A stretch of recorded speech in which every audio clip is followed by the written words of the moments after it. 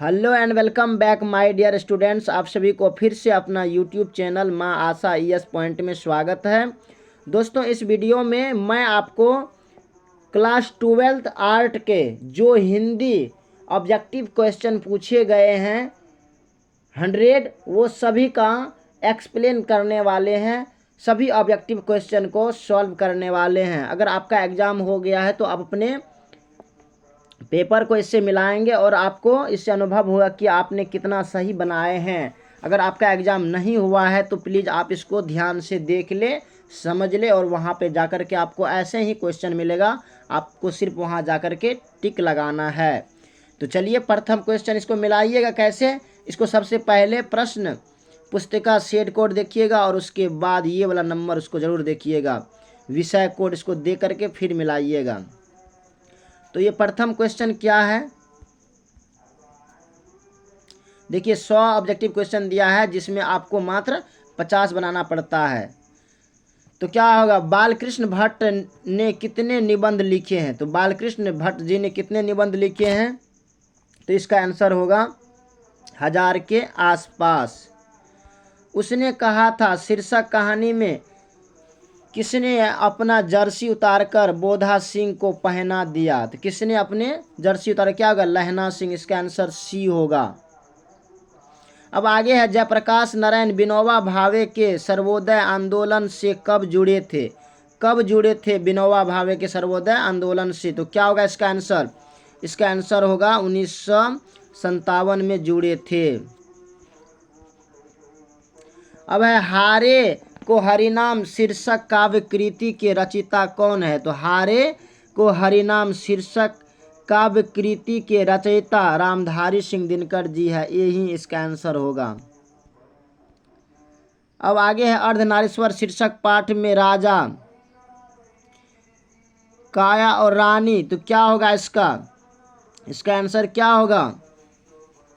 तो रानी क्या है, राजा क्या है, काया है, तो रानी क्या है, इसका आंसर क्या होगा। तो इसका आंसर होगा छाया के प्रतीक, 20 का आंसर होगा।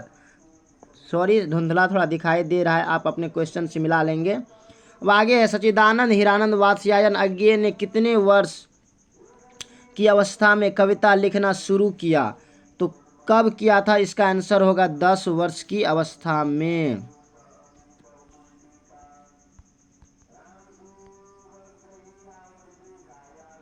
अब आगे है, रोज शीर्षक कहानी में मालती के पति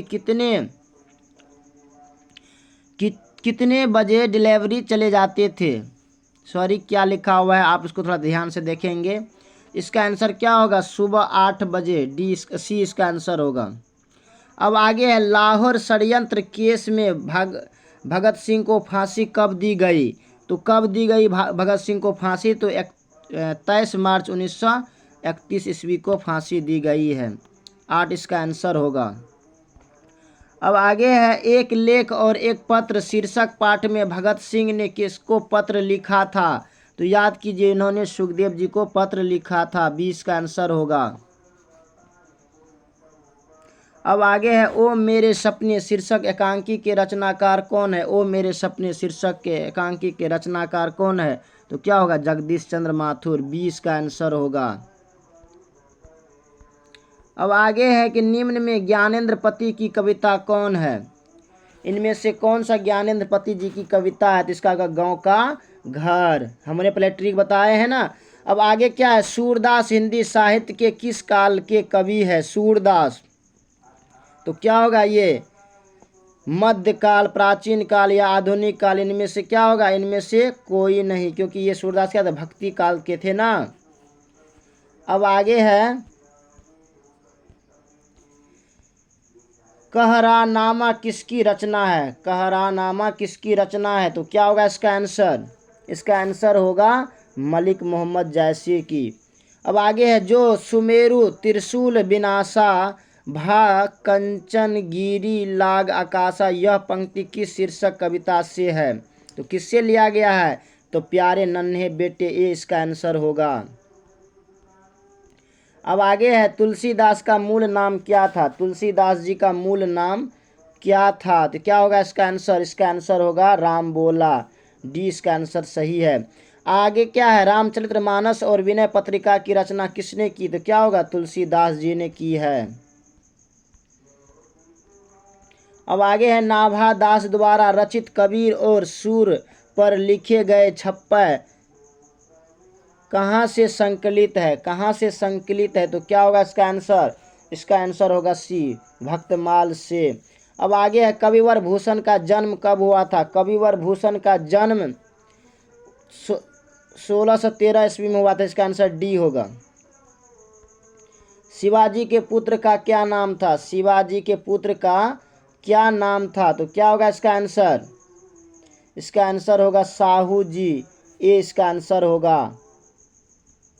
अब आगे है, राजश्री शीर्षक नाटक के रचयिता कौन है, राजश्री, तो क्या होगा, जयशंकर प्रसाद।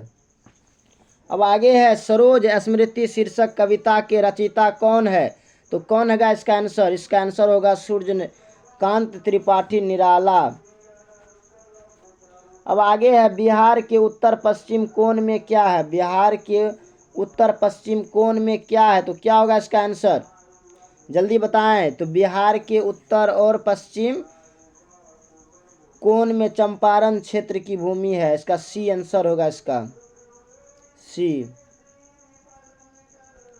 अब आगे है कि विशाल और गहरे ताल को क्या कहते हैं, विशाल और गहरे ताल को क्या कहते हैं, तो क्या होगा इसका आंसर, इसका आंसर होगा समुद्र, सी कहते हैं। विशाल और गहरे ताल को क्या कहते हैं, तो इसका आंसर क्या होगा, समुद्र कहते हैं, झरना, नदी या मन, सॉरी इसमें थोड़ा आप देख लीजिएगा, इसका शायद मन भी हो सकता है, आप थोड़ा इसको ध्यान से देखिएगा, क्योंकि उस चैप्टर में मन पर विषय दिया गया है ना, तो इसका आप ये दोनों में से आप एक बार देख लेंगे।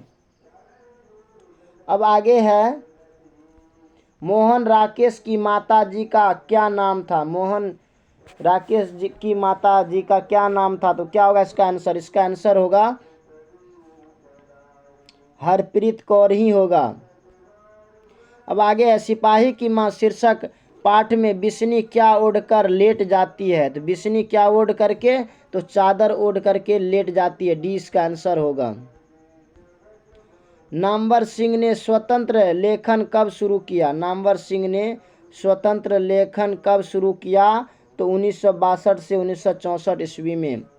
अब आगे है कि ठंडे स्वर की तासीर भी कभी कभी काफ़ी गर्म होती है, यह पंक्ति किस शीर्षक पाठ की है, तो क्या होगा, क्या होगा इसका आंसर, जल्दी बताएं। इसका आंसर होगा प्रगीत और समाज। अब आगे है कि घूसपेठिए शीर्षक कहानी संग्रह के रचयिता कौन है, तो कौन होगा इसका आंसर, तो ओम प्रकाश वाल्मीकि होगा।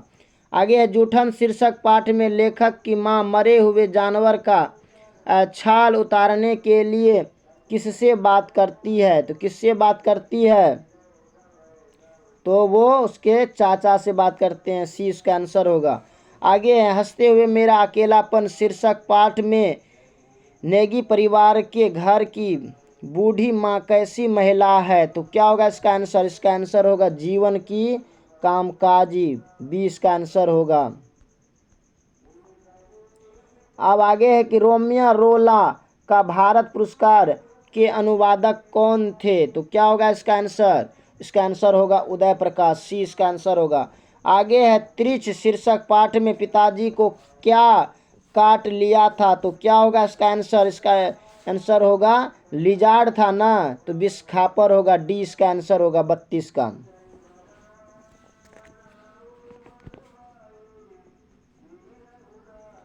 अब आगे है कि जे कृष्णमूर्ति किशोरावस्था में किससे संपर्क में आए, किसके संपर्क में आए थे जे कृष्णमूर्ति, तो इसका आंसर होगा C.W. लिडवेटर। अब आगे है, शमशेर बहादुर सिंह के पिता का क्या नाम था, तो शमशेर बहादुर सिंह के पिता का नाम था तारिफ सिंह। भूरी भूरी खाक धूल शीर्षक कविता संग्रह किसके द्वारा लिखा गया है, तो क्या होगा इसका आंसर? गजानन माधव मुक्ति बोधक। आगे है संग्राम का घोष एक जीवन संतोष एक, यह पंक्ति किस शीर्षक कविता की है? तो क्या होगा इसका आंसर? इसका आंसर होगा क्या है? संग्राम का घोष एक जीवन संतोष का, यह पंक्ति किस शीर्षक कविता की है? तो क्या होगा इसका? शायद उषा होगा, लेकिन आप इसको ध्यान से एक बार देख लेंगे, आप इसको एक बार मिला लेंगे अपने खुद से। अब आगे है कि नौकर की कमीज शीर्षक उपन्यास पर किसके द्वारा फिल्म का निर्माण किया गया? किसके द्वारा फिल्म का निर्माण किया गया? 37 के इसका आंसर होगा सत्यजीत रे द्वारा। आगे है कवि एवं आलोचक के रूप में हिंदी साहित्य में अशोक वाजपेयी का उदय किस सदी से हुआ? तो किस सदी से हुआ? तो क्या होगा इसका आंसर? इसका आंसर होगा 18वीं शताब्दी।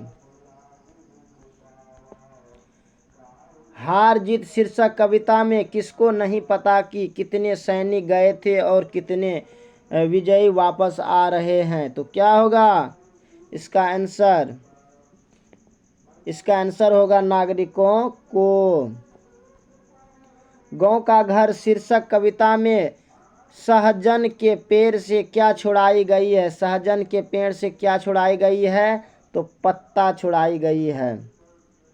आगे है ज्ञानेंद्र पति को किस रचना के लिए साहित्य अकादमी पुरस्कार प्राप्त हुआ? तो क्या होगा इसका आंसर? कवि ने कहा। ये इसका आंसर होगा, कवि ने कहा।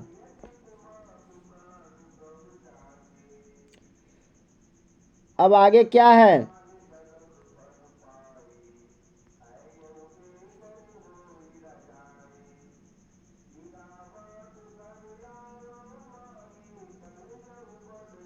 उदिता रचना किसकी रचना है? उदिता जो है यह किसकी रचना है?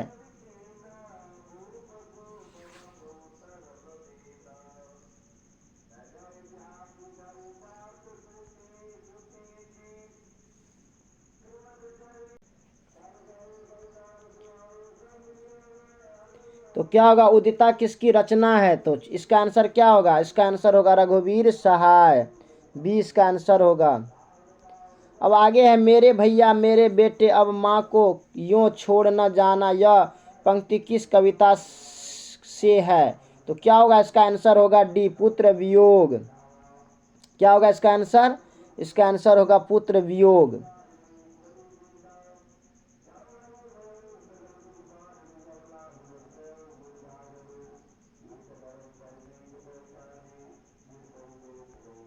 सॉरी, थोड़ा मिस्टेक हो गया है। हाँ, यहाँ है।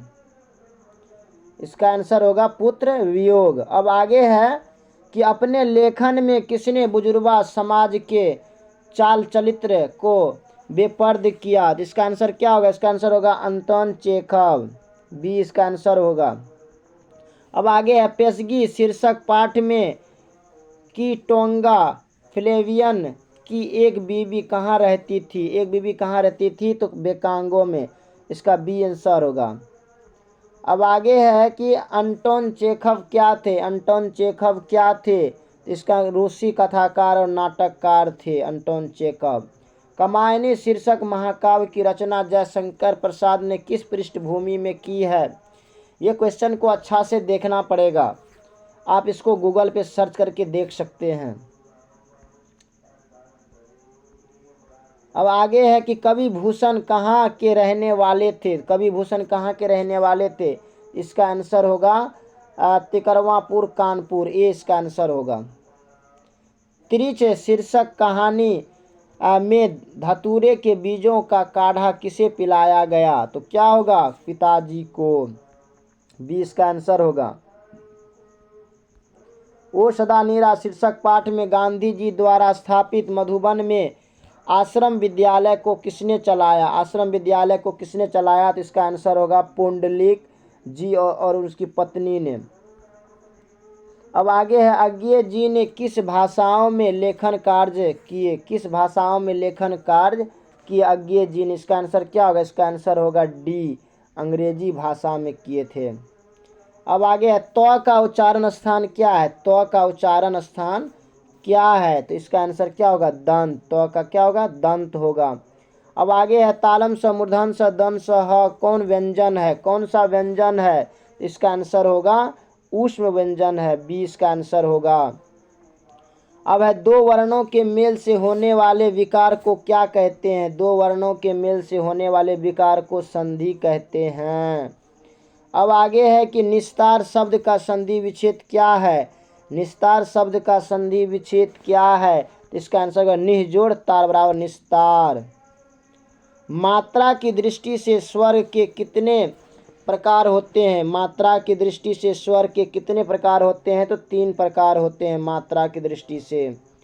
अब आगे है निम्न में शुद्ध शब्द कौन है, कौन सा शुद्ध शब्द है, तो क्या होगा, निरपेक्ष भी नहीं होगा, पुरस्कार। पुरस्कार देखिए पुरस्कार सही है, ये भी नहीं होगा। उसके बाद पुनरा, ये भी सी नहीं होगा, ये डी इसका आंसर होगा।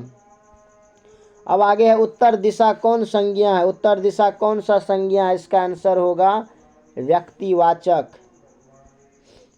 तेल शब्द कौन सा लिंग है, तेल शब्द कौन सा लिंग है, तो इसका क्या होगा, पुल्लिंग होगा तेल शब्द में।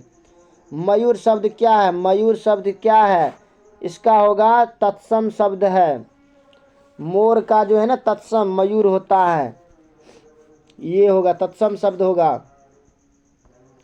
अब आगे है कि प्रत्यय शब्दों में कहाँ जोड़ा जाता है, प्रत्यय शब्दों में कहाँ जोड़ा जाता है, तो क्या होगा, अंत में जोड़ा जाता है। हाँ, प्रत्यय और अव्यय, तो ये इसका सी इसका आंसर होगा, सी इसका आंसर होगा। अब आगे है परिचय शब्द में उपसर्ग क्या है, परिचय शब्द में क्या उपसर्ग होगा, तो परि जोड़ चाहे बराबर क्या होगा, परिचय होगा। अब आगे है कि कर्तव्यवाद, कर्तव्य शब्द में प्रत्यय क्या है, कर्तव्य शब्द में क्या प्रत्यय है, तो इसका क्या हो गया, तव्य, 20 का आंसर होगा। अवश्य का विशेषण क्या है, अवश्य का विशेषण क्या है, तो इसका विशेषण होगा आवश्यक, सी इसका आंसर होगा। बीरबाला शब्द कौन समास है, बीरबाला शब्द कौन सा समास है, तो डी इसका आंसर होगा कर्मधारय। घर से होकर जाऊंगा किस पदबंध का उदाहरण है, तो क्या होगा इसका आंसर, इसका आंसर आप लोग बताएंगे। हमने खाना नहीं खाया कौन वाक्य है, कौन सा वाक्य है, मिश्र है, सरल वाक्य है, वाक्य कितने प्रकार के होते हैं आप हमें बताएंगे। अब आगे है निम्न में से शुद्ध वाक्य कौन है, निम्न में से शुद्ध वाक्य कौन है, तो इसका आंसर क्या होगा, शुद्ध कौन सा वाक्य है इसमें,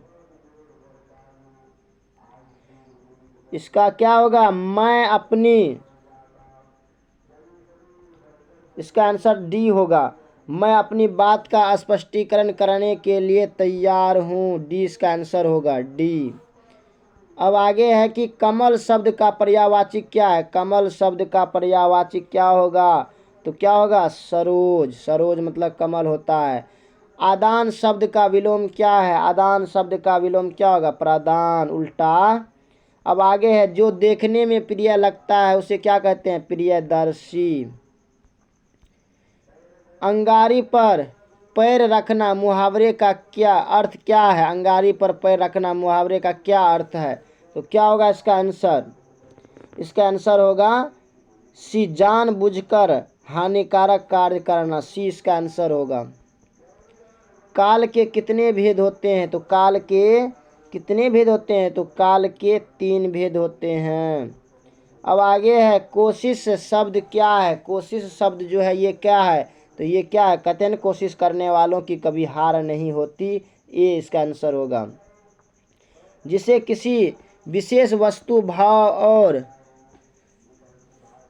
जीव के नाम का बोध हो उस विकारी शब्द को क्या कहते हैं, सॉरी जीव के नाम का बोध हो उसे हम उस विकारी शब्द को क्या कहते हैं, तो क्या होगा इसका आंसर, उसको हम संज्ञा कहते हैं, 20 का आंसर होगा। निम्न में शुद्ध शब्द कौन है, निम्न में कौन सा शुद्ध शब्द है, तो इसका आंसर क्या होगा, मुंह। संकर शब्द का संधि विच्छेद क्या है, संकर शब्द का क्या संधि विच्छेद होगा, तो सम जोड़कर या संग, तो ये इसका डी इसका आंसर होगा, सम जोड़कर।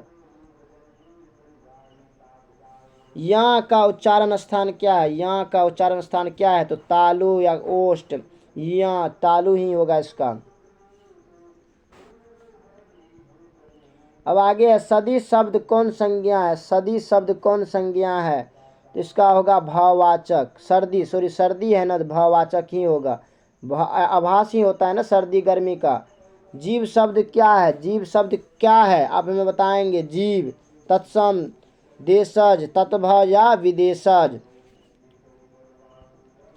अब आगे है देव शब्द का स्त्रीलिंग रूप क्या है, देव शब्द का स्त्रीलिंग रूप क्या होगा, देवी, डी इसका आंसर होगा। उसने कुछ नहीं खाया किस सर्वनाम का उदाहरण है, किस सर्वनाम का उदाहरण उसने कुछ नहीं खाया, तो बी संबंधवाचक का होगा इसका आंसर। वह आता है किस काल का उदाहरण है, वह आता है वर्तमान काल का उदाहरण है। ता ते ती लगा हुआ है ना, तो इसका मतलब वर्तमान होगा। अगर था थे थी रहता तो भूतकाल होता, गा गे गी रहता तो क्या होता है, भविष्य काल होता। अब आगे है पंचवटी शब्द कौन समास है, तो पंचवटी शब्द क्या होगा, द्विगु समास ही होगा, क्योंकि पंचवटी कैगो वटी मतलब 5 गो है ना, जिसको हम गिनती करते हैं, तो क्या हो गया, ये पंचवटी द्विगु समास हो गया। जिन क्रियाओं का व्यापार और फल कर्ता पर हो वे क्या कहलाती है, तो क्या होगा इसका आंसर, अकर्मक क्रिया होगा। क्या होगा इसका मतलब, अकर्मक, डी इसका आंसर होगा। माँ ने बच्चे को सुलाया किस कारक का उदाहरण है, माँ ने बच्चे को सुलाया, तो करण, कर्ता ने, करण से करण से, कर्ता ने कर्म, ऐसे कहते हैं ना, कर्ता ने कर्म से, तो ये होगा कर्ता ने कारक, सी इसका आंसर होगा। अब आगे है माँ पर किस कारक का विभक्ति चिन्ह है, माँ पर, इसका क्या, एक बार देख लीजिएगा इसको, अपादान करण,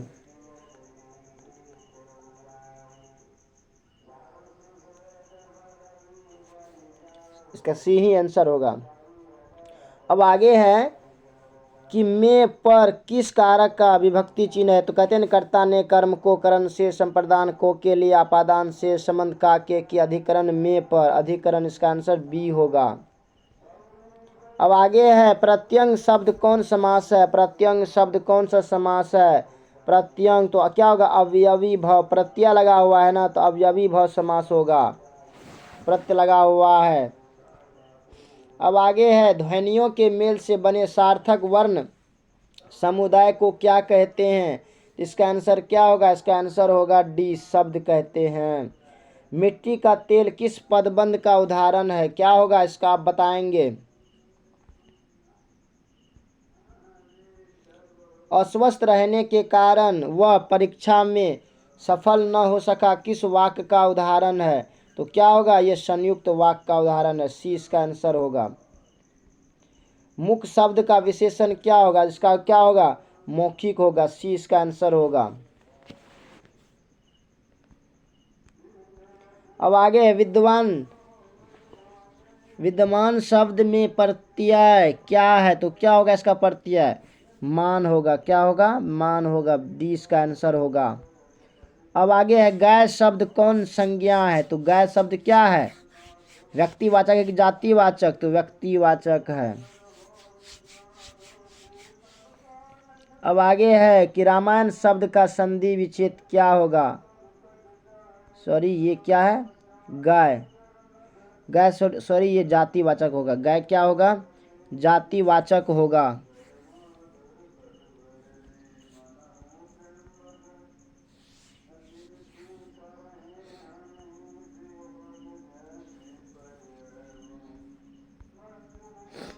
अब आगे जो मोस्ट इम्पोर्टेंट है, शीला शब्द क्या है, तो क्या होगा, ये तत्सम होगा, तत्भव। देखिए शीला, तो ये देशज शब्द ही होगा, किसी शीला लड़की का नाम रहता है ना, शीला, लीला, कुछ भी रख देते हैं, ये क्या होगा, देशज ही होगा।